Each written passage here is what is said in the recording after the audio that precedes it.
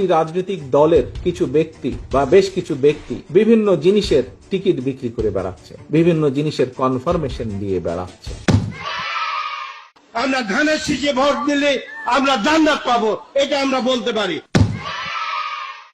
সেই প্রেসিডেন্ট জিয়া সালে তারেক রহমান, তার নাম উচ্চারণ করতে হলে উজু করে করবে। শহীদ রাষ্ট্রপতি জিয়া রহমানের নাম নিলে প্রতিদিন ব্যস্ত নিশ্চিত। বেগম খালেদা জিয়া যার নাম উচ্চারণ করলে মুখটা পবিত্র হয়ে যায়।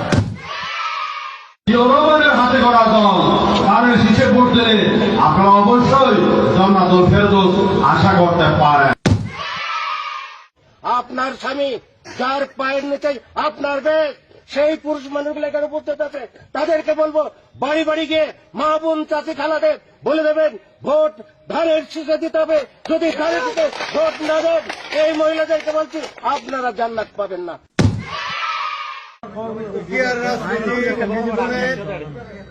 আমি মক্কা মনে করি সাধারণ তুদুরির এই বাড়িটাকে।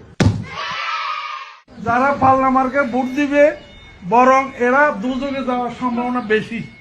বিভিন্ন বাড়িতে যাইয়া আমাদের ধানের শীষের পক্ষে কথা বলবে।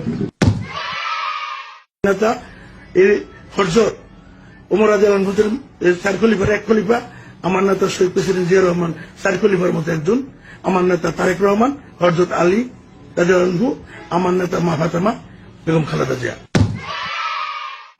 আমরা মদিনা ইসলামের চর্চা করি, আমরা মদিনা ইসলামে বিশ্বাস করি। শরিয়া আইনের ব্যাপারে ওটাও বলেছে কিন্তু যে আমরা শরিয়া আইনে বিশ্বাস করি না।